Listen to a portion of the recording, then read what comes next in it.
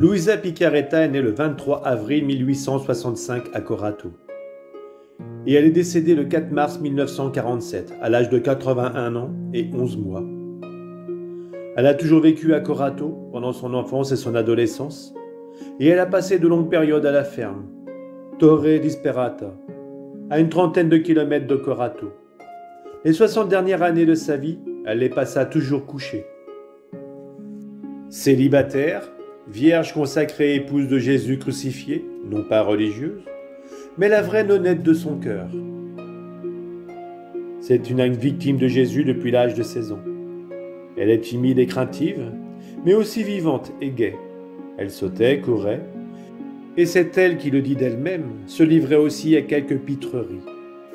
Elle est toujours calme et fraîche comme une rose, de petite taille, l'œil vif, le regard pénétrant, la tête légèrement inclinée sur la droite. Bien qu'elle possède aucune science humaine, elle est quand même dotée d'une science toute céleste. La science des saints. Son parler est clair et console. Elle ne manque pas naturellement d'esprit. Enfant, elle fréquenta l'école jusqu'à la première élémentaire. Ses écrits sont pleins de fautes. Bien qu'il ne lui manque pas de termes appropriés conformes aux révélations qui lui sont, paraît-il inspiré par notre Seigneur, d'après le bienheureux Père Annibale di Francia. Elle aimait rester cachée et aimait par-dessous tout l'obéissance. Le bienheureux Père Annibale di Francia écrit encore « Elle veut vivre en solitaire, cachée et inconnue. Pour rien au monde elle n'aurait mis par écrit ses communications intimes et prolongées avec l'adorable Jésus, depuis son âge le plus tendre jusqu'à ce jour. Chose qui se prolongera encore, Dieu seul sait jusqu'à quand. Si notre Seigneur lui-même ne lui en avait intimé l'ordre, soit directement, soit par directeur de conscience interposé au nom de la sainte obéissance, obéissance à laquelle elle se soumet toujours, en se faisant violence tout en y mettant beaucoup de force et de générosité. Parce que l'idée qu'elle se fait de la sainte obéissance est telle que si elle le lui commandait, cette vertu irait jusqu'à lui faire refuser l'entrée au ciel, comme cela advint effectivement. La vérité est que cette âme se trouve constamment aux prises avec une terrible lutte intérieure, entre un profond amour de la vie cachée et cet inexorable empire de l'obéissance à laquelle il lui faut absolument se plier. Et l'obéissance gagne toujours. C'est là une des caractéristiques majeures d'un esprit vrai, d'une vertu solide et éprouvée, puisque c'est pendant une quarantaine d'années, pas moins, que se faisant à elle-même la plus grande violence, elle se soumet à la grande dame obéissance qui la domine. Confesseurs, elle en eut 5. Sur ordre de différents archevêques de son diocèse, qui se succédèrent auprès de Luisa durant toute sa vie.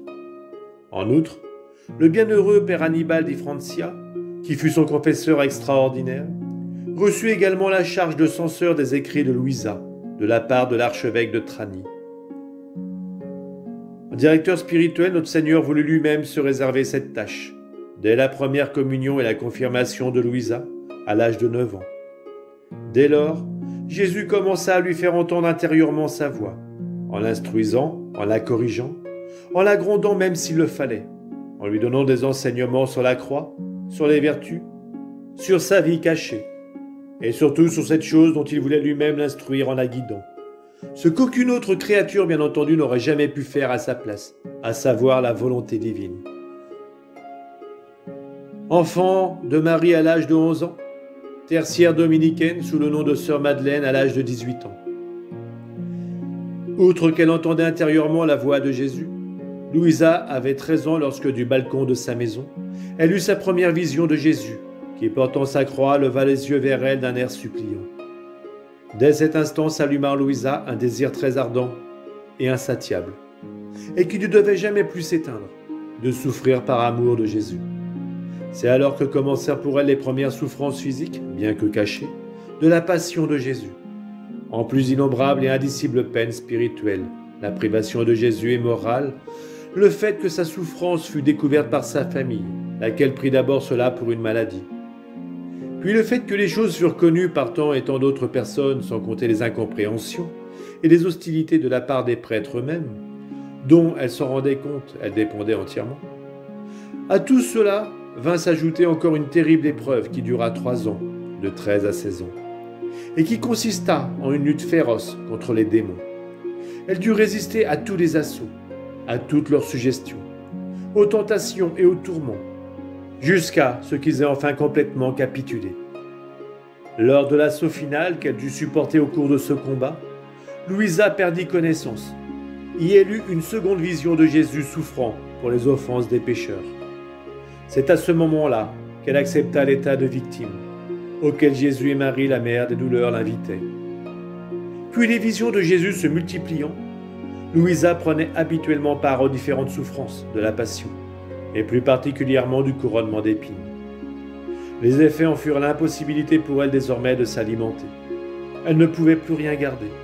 Dès lors, elle vécut dans une abstinence totale de toute nourriture jusqu'à sa mort, ne se nourrissant que de l'Eucharistie. Sa nourriture à elle, c'était la volonté du Père. À cause des souffrances de plus en plus aiguës de la Passion de Jésus, Louisa s'évanouissait fréquemment et restait comme de pierre parfois plusieurs jours d'affilée, jusqu'au moment où un prêtre, généralement son confesseur, lui intimait l'ordre de sortir de cet état de mort apparente, par sa bénédiction et au nom de la sainte obéissance. Un autre phénomène extraordinaire, attesté par son dernier confesseur, Benedetto Calvi, clouée au lit pendant 64 ans, elle n'eut jamais d'escarre. Louisa mourut à l'âge de 81 ans et 11 mois le 4 mars 1947, après 15 jours de maladie, la seule qui se soit vérifiée de son vivant, à savoir une forte pneumonie. Elle mourut à la fin de la nuit, à l'heure même où chaque jour son confesseur la tirait de son état de mort apparente. Do Benedetto décrit encore des phénomènes extraordinaires dans la mort, comme on le voit sur la photo. Le cadavre de Louisa resta assis dans le petit lit, comme lorsqu'elle vivait réellement, et il fut impossible de l'allonger en dépit des efforts de plusieurs personnes. Elle resta donc dans cette position et l'on dut en conséquence lui fabriquer un cercueil spécial. En outre, il advint cet autre fait extraordinaire. Son corps ne subit pas la rigidité habituelle de tous les corps après la mort. On put le voir tout le temps qu'elle resta exposée à la vue de tous les habitants de Corato et de très nombreux étrangers, venus tout exprès à Corato pour voir et toucher de leurs propres mains ce cas unique et merveilleux. Pouvoir, sans aucun effort, bouger la tête dans tous les sens, lever les bras, les plier, croiser les mains et tous les doigts.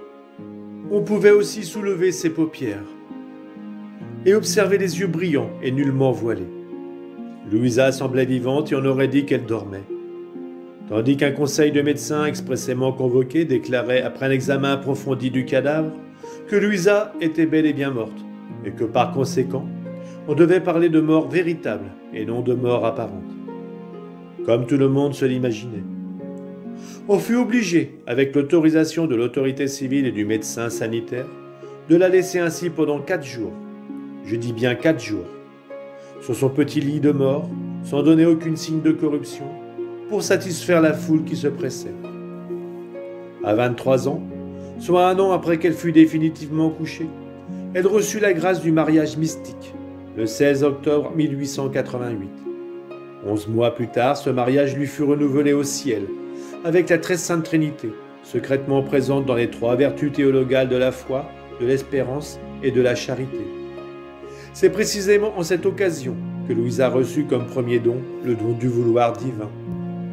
À cela s'ajouta encore peu de temps après un dernier lien avec Jésus, le mariage de la croix. Dès lors, Jésus lui communiqua les terribles stigmates de sa passion, en consentant cependant, à la demande de Louisa, à ce qu'il reste invisible. La crucifixion se renouvela fréquemment en elle. Il y a beaucoup de témoins de la vie de Louisa, tous parfaitement crédibles en raison de leur sérieux, de leurs compétences et de leurs vertus. Parmi eux, beaucoup de prêtres et de religieuses, des théologiens et des professeurs, quelques futurs évêques et cardinaux, et même le futur bienheureux père Annibal di Francia.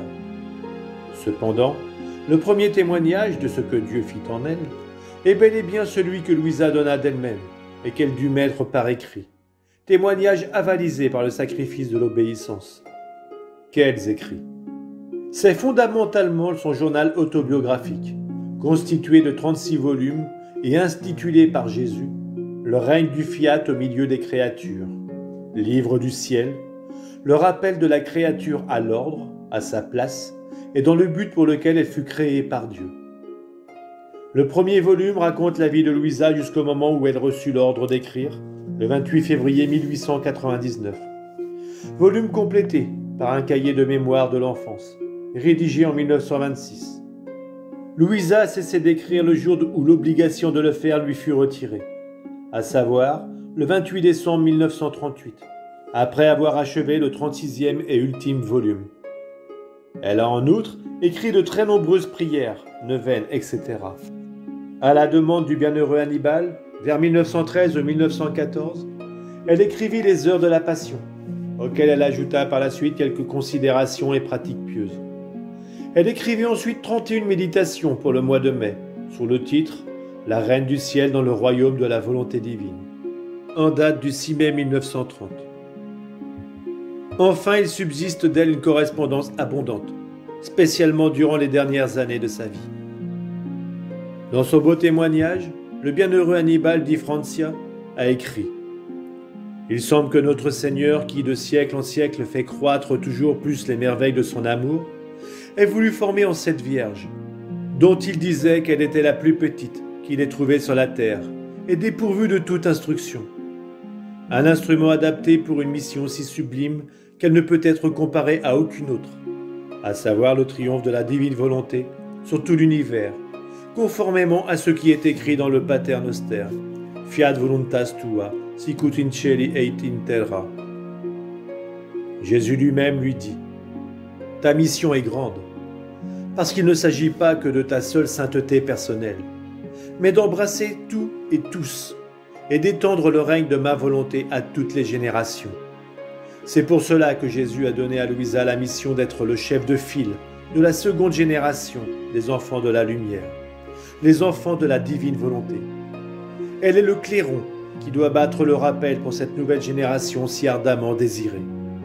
Elle est la fille aînée, la secrétaire et l'écrivain de Jésus, la maîtresse de la science la plus sublime qui soit, la divine volonté, le premier et heureux fruit de la divine volonté, etc. Autant de titres sous lesquels Jésus la nomme fréquemment. Louisa, en somme, est la petite fille de la volonté divine, titre sous lequel elle signe elle-même ses lettres et qui figure sur sa tombe, dans sa paroisse, à Corato. La petite fille de roi est toute splendeur, vêtue de perles de tissu d'or, dans de précieuses broderies, elle est présentée au roi. Avec elle, les vierges, ses compagnes, sont conduites à toi. Elles entrent ensemble dans le palais du roi. Psaume 45. Dans sa foi, le peuple chrétien eut l'intuition de la reconnaître déjà, et de faire mémoire d'elle de façon très significative en tant que Louisa la Sainte, à la louange et à la gloire de la volonté divine. Fiat.